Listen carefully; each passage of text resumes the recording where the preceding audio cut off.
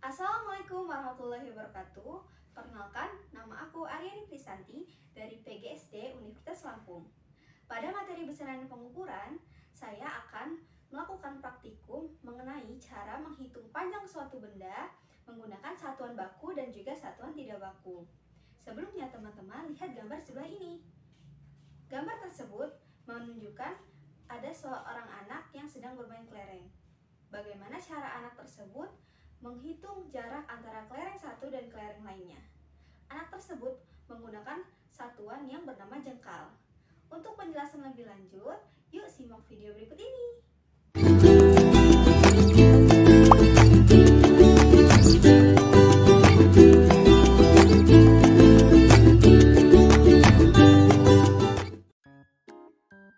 Sebelum masuk ke materi, teman-teman harus terlebih dahulu memahami perbedaan antara pengukuran, besaran, dan juga satuan.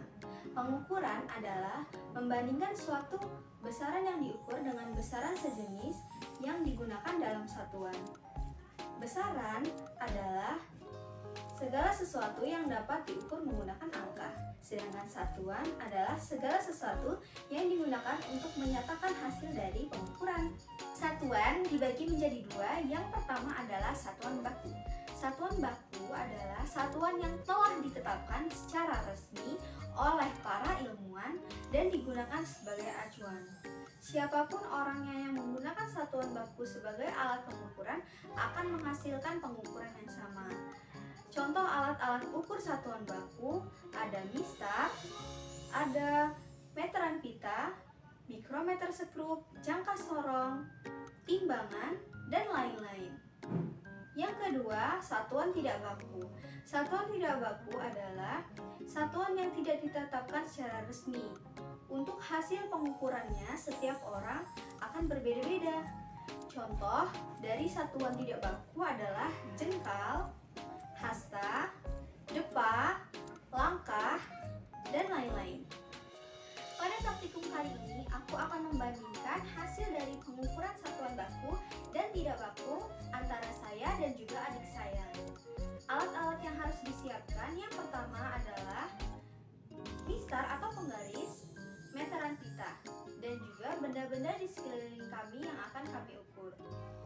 Langkah pertama, mintalah adikmu mengukur kotak tisu menggunakan penggaris dan dapat dilihat hasilnya 22 cm. Yang kedua, ukurlah kotak tisu menggunakan penggaris olehmu dan dapat dihasilkan yaitu 22 cm. Mintalah adikmu mengukur lebar garasi menggunakan langkah dan dapat dilihat hasilnya 7 langkah. Selanjutnya aku akan mengukur lebar garasi menggunakan langkahku dan dapat dihasilkan 6 langkah. Selanjutnya, mintalah adikmu mengukur panjang pagar menggunakan depa dan dapat dihasilkan 3 depa. Selanjutnya aku akan melakukan hal yang sama menggunakan depaku dan dapat dihasilkan 3,5 depa. Selanjutnya aku akan meminta adikku mengukur lebar pintu menggunakan meteran pita dan dihasilkan 80 cm. Selanjutnya aku akan melakukan hal yang sama mengukur lebar pintu menggunakan meteran pita dan dapat dihasilkan pengukuran sebesar 80 cm. Berikut adalah tabel hasil pengukuran. Dapat disimpulkan dari praktikum tersebut bahwa pengukuran menggunakan satuan baku seperti penggaris dan juga meteran pita menghasilkan hasil yang sama terhadap orang yang berbeda. Sedangkan dalam pengukuran menggunakan satuan tidak baku seperti depa dan juga langkah menghasilkan hasil yang berbeda terhadap orang yang berbeda.